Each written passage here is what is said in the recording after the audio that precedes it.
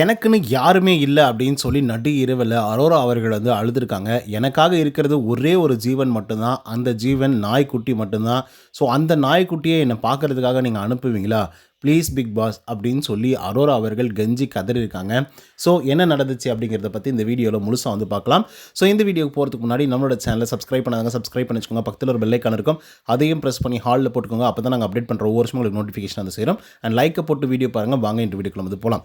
ஆக்சுவலாக நீங்கள் யோசிச்சு பாருங்கள் மக்களே, ஒவ்வொரு வீட்டில் இருந்தும் அப்படியே ஃபேமிலியாக 3 பேர் 4 பேர் அப்படின்னு சொல்லி வரும்பொழுது அரோராவுக்குன்னு அவங்க அப்பா அம்மா வரமாட்டாங்க அப்படிங்கிறது அரோராவுக்கே வந்து தெரியும். ஆனால் அப்படிப்பட்ட ஒரு சூழலில் அரோராவுடைய மனநிலை எப்படி இருக்கும் அப்படின்னு சொல்லி யோசிச்சு பாருங்களேன்.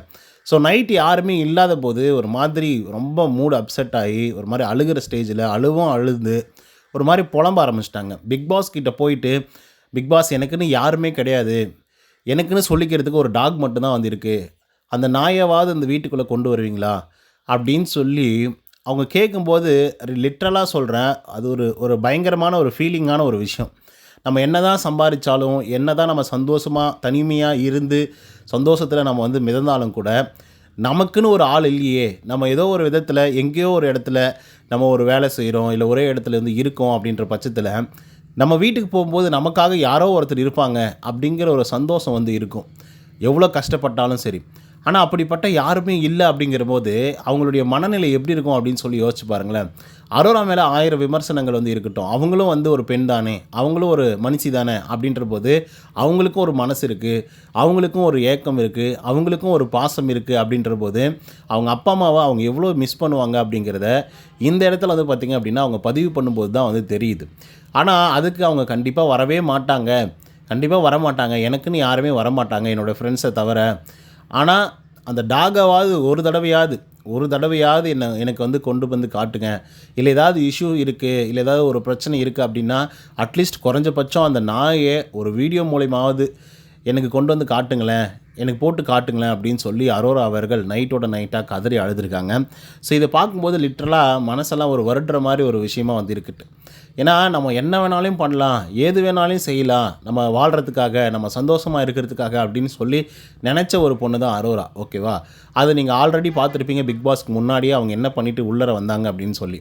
நம்ம 1000 விமர்சனங்கள் அவங்க மேலே வச்சுருந்தாலும் கூட அவங்களுக்குன்னு ஒரு மனசு இருக்குது. அவங்க வீட்டுக்கு போகும்போது யாருமே இல்லாமல் இருக்காங்க, ஒரு நாய் மட்டும்தான் இருக்குது அப்படின்னு சொல்லும்போது இவ்வளோ சம்பாதிச்சு, இவ்வளோ இது பண்ணி, இவ்வளோ கெட்ட பேர் வாங்கியோ, இல்லை இவ்வளோ நல்ல பேர் வாங்கியோ, இவ்வளோ விமர்சனங்களை வாங்கியோ என்ன பர்பஸ் இருக்குது அப்படின்ற மாதிரி யோசிக்க தோணுதில்ல. ஸோ அதனால் எப்போயுமே நமக்காக இருக்கக்கூடிய ஆட்களை அவ்வளோ சீக்கிரம் வந்து ஒதுரி தள்ளிட்டு போகாதீங்க அப்படிங்கிறத மட்டும் இந்த ஒரு விஷயம் மூலிமா நான் புரிஞ்சுக்கிறேன் அண்ட் உங்களுக்கும் சொல்ல வரேன்.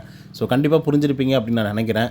அது அப்பாவாக இருக்கலாம், இல்லை அம்மாவாக இருக்கலாம், இல்லை உங்களுடைய ஒய்ஃபாக இருக்கலாம், இல்லை உங்களுடைய கணவராக வந்து இருக்கலாம், இல்லை உங்களுடைய குழந்தைகளாக இருக்கலாம். நம்ம ஈஸியாக ஒதுரி தள்ளிட்டு வந்து போயிடலாம். ஆனால் நமக்குன்னு ஒரு சிச்சுவேஷன் வரும்போது யாருமே இல்லை அப்படின்றது வந்து எவ்வளோ ஒரு மோசமான நிலைமை தெரியுமா? அந்த உலகத்தை விட்டே போயிடலாம் அப்படின்னு கூட சில பேர் வந்து யோசிப்பாங்க. அப்படிப்பட்ட ஒரு விஷயத்தை தான் வந்து பார்த்திங்க அப்படின்னா அரோரா வந்து கோ த்ரூ பண்ணிகிட்ருக்காங்க. ஸோ எனக்கு என்னமோ அந்த நாயை கொண்டு வந்து காமிச்சாங்க அப்படின்னா ரொம்ப சந்தோஷமாக இருப்பாங்க அப்படின்னு நான் நினைக்கிறேன்.